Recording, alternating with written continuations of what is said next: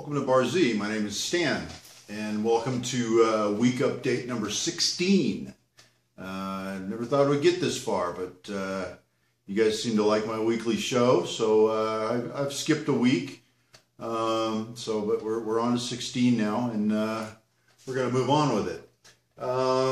Last weekend, I didn't have a chance to do any updates. We attended a wedding down in Dana Point at a very upscale country club, and there was the wedding and the reception and the dinner and the dancing till 3 o'clock in the morning, right on the cliffs overlooking Dana Point, right in between San Juan Capistrano and Dana Point.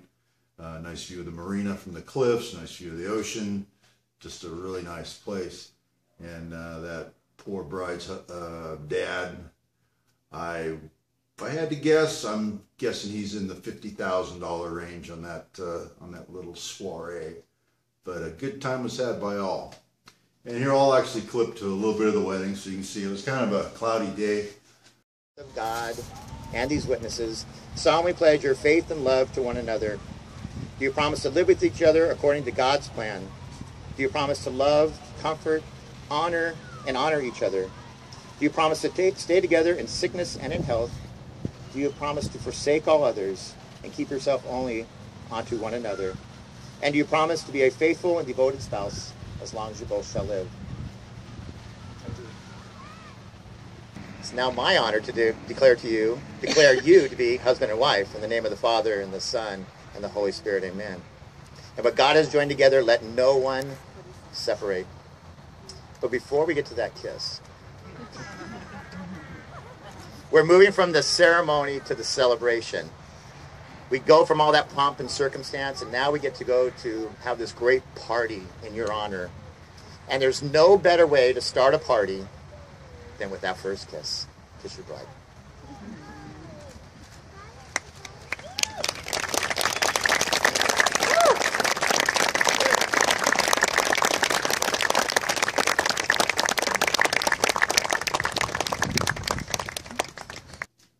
And back, and I can't believe she said I do, but she said it.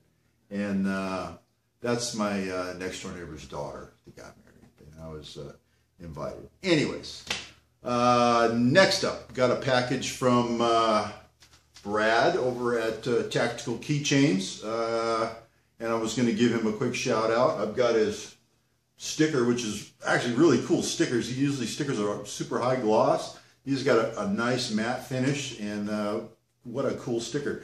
It's Tactical Keychains, and I did the shout out here in his company colors, which is black and green, and my board's already white. So Brad sent me a couple of things, one of which was a titanium pen, and it's got a screw-on cap that screws in very nicely, and it stores here on the back.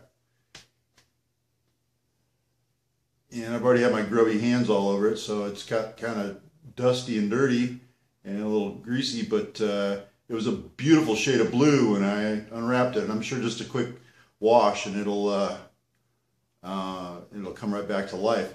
The only thing that's instilled in my brain, and this is instilled in most males, like, you know, we don't have to think about lefty loosey, righty tighty. We know which way a bolt tightens. We know which way a screw tightens.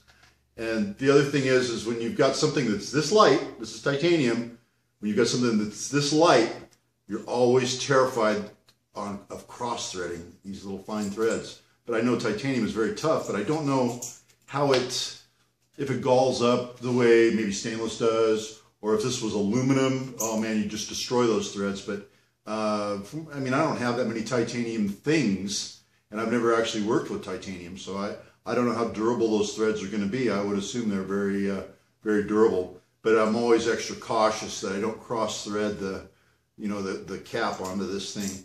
And Brad, the inserts you use are wonderful. I love the way they write. I don't know what inserts you're getting for these, but keep that up. They don't smear. They're just kind of a medium point. They just write really nice, and I really like the way the inserts are. But there's another view of that pen. And this is my new shop pen, and I I really like it. I like the insert, and I like the whole pen, and it's comfortable in your hand. And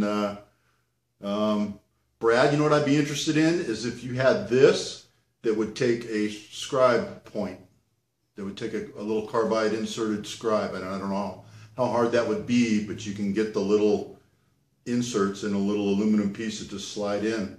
But I would be interested in this exact rig with a carbide tip scribe. Anyways, look him up on the internet. It's tacticalkeychains.com. Go figure. What he also sent me was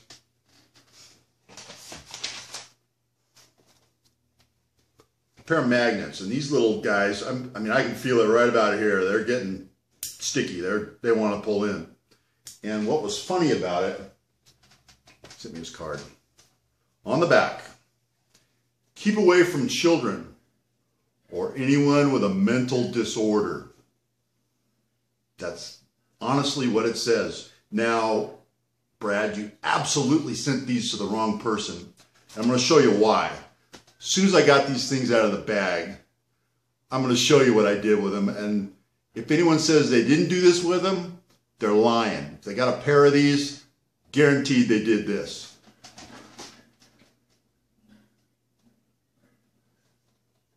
You know, I've always wanted a nose piercing, so there it is. And this is just too good to pass up. So, mental disorder right there. Here it is. Okay, guys, well, I'm not going to do the rest of the show like this. These things are great, super strong, and you know, I'm sticking stuff up with magnets all around the shop. So that's a wonderful addition, and I'm just pleased as hell to have them. I actually traded some little squares for some of those. He wanted some squares. I kind of like the looks of his stuff, so we just did a straight across trade. So fun times. Oh, doing a little shop addition out in back of the shop. I've got a, I don't do my own concrete work because I hate it and digging in the dirt sucks. But I'm hired out a little bit of slab work out behind the shop. Let's cut to that. I just, all the rough end work's done. Here. So this is happening at the shop this week, which is kind of nice. I'll finally have a pad to park my trailer on. And we've got a perimeter footing, which is kind of nice. And you put a little bit of steel in it just to keep it from heaving if we have a California shaker. But now I'll have a place to park the Bar Z trailer down the backside of the shop. And a nice pad to work on, and if I ever need a big open spot to work outside. So that's pretty nice, pretty happy with that. And I'm back. And that's going to be a nice sturdy place for me to park my trailer and do a shop addition someday. He is putting a perimeter footing around there. That is a 5-inch thick slab, and then those the perimeter footing is 12 by 16. Okay, next up, let's talk about the shop. I finished rotators. I think I showed you in a previous video of the guts of my rotators, but this is what they look like when they're all put together. Here, let's cut to that.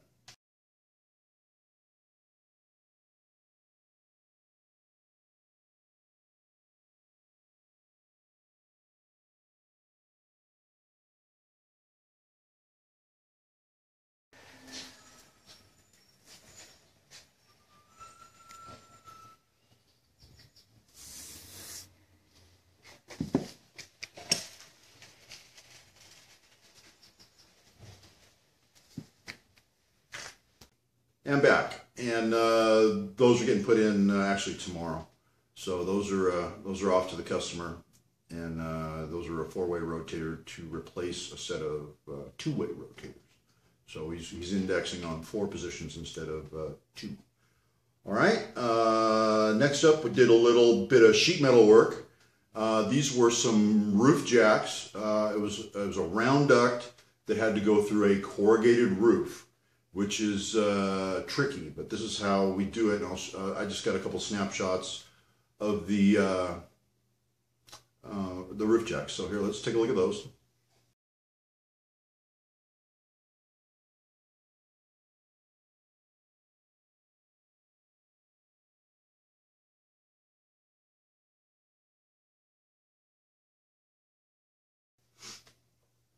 and back. And yeah, you can see that we've got the male and female bumps on those things, and that's how we get a round hole in a corrugated roof. And basically those jacks are self-flashing, and we just put them down with some urethane sealant and call it a day. They tuck under on the high side and over on the low side, so they are self-flashing and they shed water like a duck. Next thing we built, and actually for the same building, was a set of louvers, and these louvers were for a compressor room where they had 4 60-horse rotary screw air compressors running full tilt all day long. You can imagine how hot that room gets. But we put some louvers in the walls just for some ventilation, so here's that.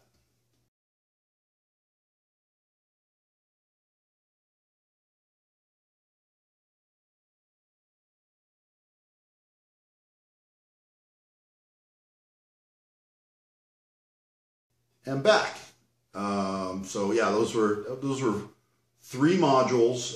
It was a left, a right, and a center that were built here, and there were 5-foot by 5-foot modules, and they just kind of snapped together. And again, they were self-flashing. They had a upper and lower channel that snapped over the corrugated, and the only caulking that needed to be done was down each of the extreme sides. But the top and the bottom were just self-flashing, and they didn't need anything, and they're not going to leak. So yeah, louvers done, building louvers done. I had a small job for one of my YouTube viewers. He, which I did. I'm real bad about getting permission on stuff. But for one of my YouTube viewers, he just wanted some plasma cutting done on the CNC, and it was just 20 pieces, and he was making reproduction parts for Delta belt sanders. I think it was either Delta or Rockwell. They were the little small bench top belt sanders. But here's that. We're just making rear platings or breasts for the backside of the belt. But here's this plasma of those out for him.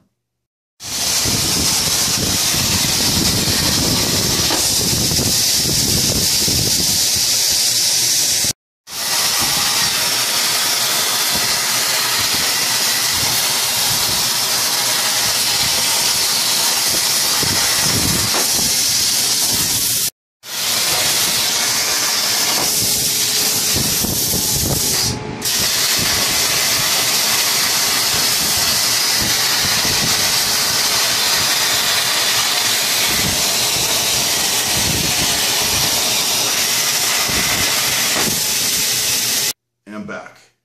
And speaking of YouTube viewers, I had another visitor. I'm past my second one now, and this guy is local, and again, I did not get his permission to put his last name on the air. I will tell you his first name. His first name is Rick, and he came over to see me at my shop. He's not that far away. He's just a few miles away. So he came over to check out my shop and hang out a little bit. We hit it off really well, went out to lunch, had a good time. So Rick, thanks for coming by.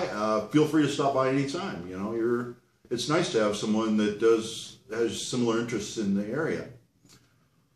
Okay, next up. I know the burning question in everyone's mind is, if I used a magnetic chuck, could I face mill with it? Would it hold? That's a burning question. Let's find out. Let's take a look at this.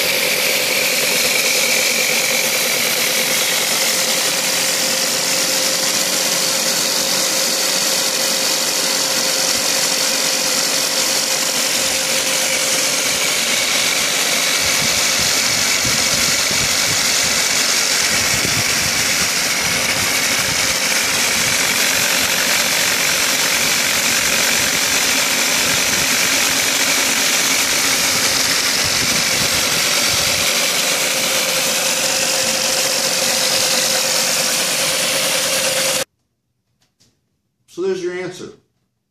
Yes, it holds. That was a 20,000th depth of cut with sharp carbide. It didn't plow the leading edge. If you start seeing that fuzz coming up on the leading edge and starting to see it roll over, your carbide's getting dull, and that's when it'll start to push the part. That's been my experience with the magnetic chuck. As long as your carbide stays sharp and you do not exceed 20,000th depth of cut, you're going to be fine. Next thing up, and this is the whole reason I was doing that is the mag chuck off my surface grinder. And the whole reason I took the mag chuck off the surface grinder was because it moved again. And you know what? It lifted. So that's not machine wear, is it? I pulled the chuck off, and in between the magnetic chuck and the table, there was big, thick layers of rust from coolant, water, whatever. It was layers of rust and corrosion to the point where, and it was like grinding dust, and it was to the point where it was starting to get flaky, and I don't know what you'd call rust when it starts to delaminate metal and build up maybe scale. It was starting to build up a scale in between the table and the bottom of the mag. Now, I'm sure everyone's seen what maybe rusted rebar inside of concrete will do to concrete. It'll split the concrete apart.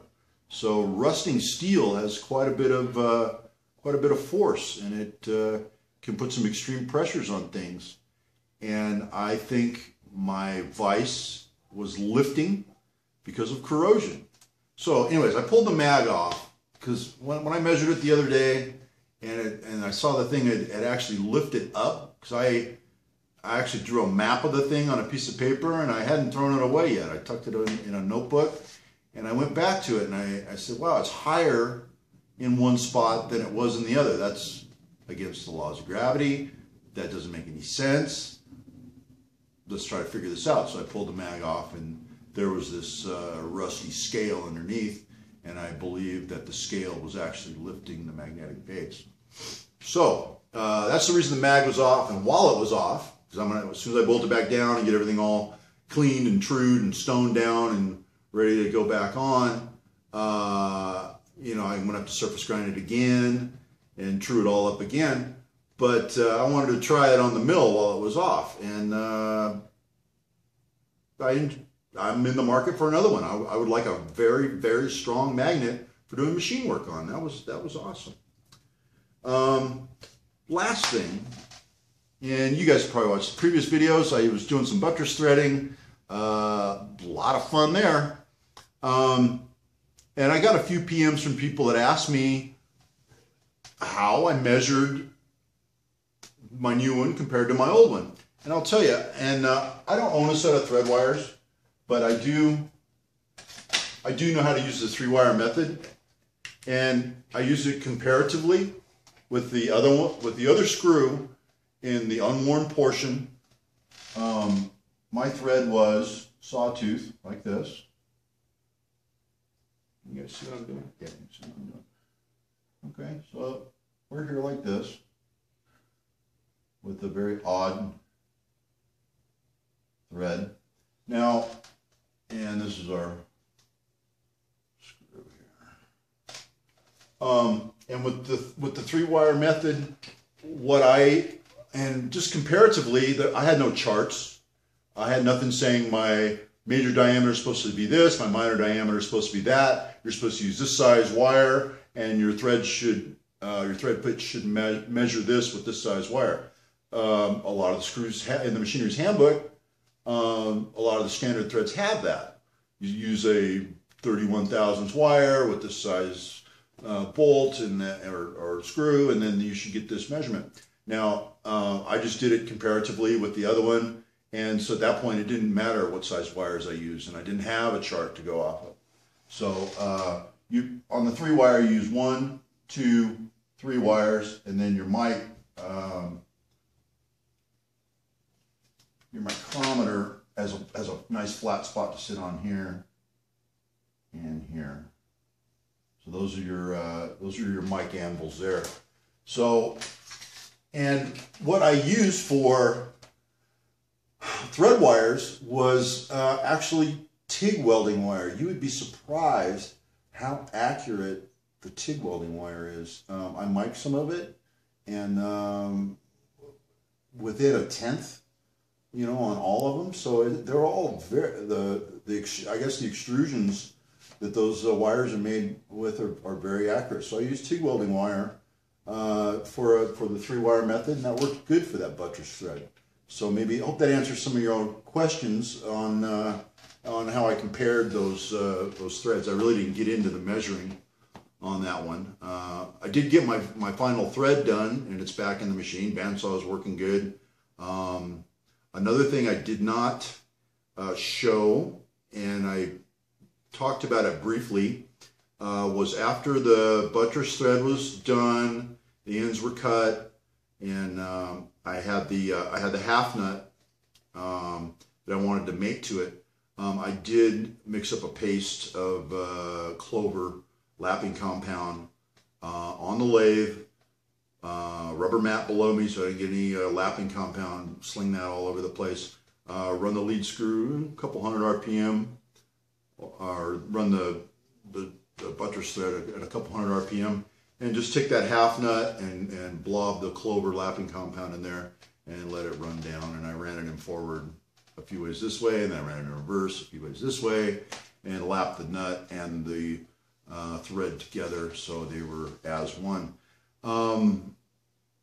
In the absence of a industry standard diameter, size, whatever, of buttress thread, this is kind of what you have to do. So the last thing is, and this is an experiment, I'm going to show you the size difference here.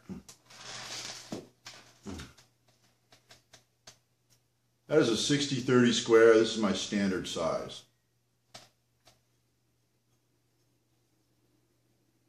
That's a 60-30 square. That is not my standard size. But this guy here, we're going to see how it holds up to hardening. I've increased the size of the web. I think you can probably see my scribe lines where I intend to cut the webs. Try to hold that so the light catches the bluing right.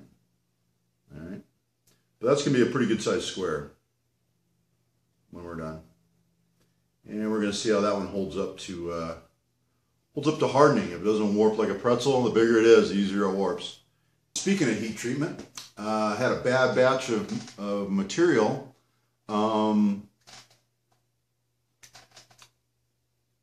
these squares. Look at that. It's magic. Did my regular heat treatment, did my regular tempering. They just didn't normalize. They didn't come down when I tempered them. And I did the same thing I always do, and they just, that one shattered.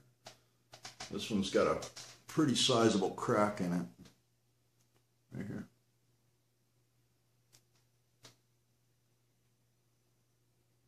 There, I can separate it right there.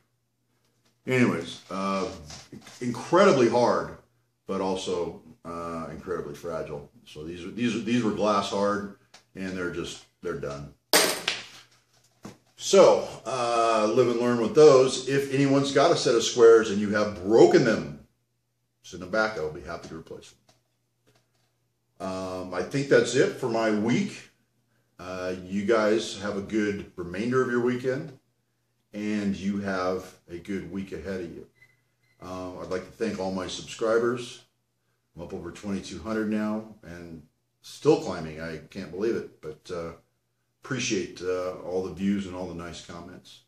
Thanks for tuning in, guys. We'll see you next week.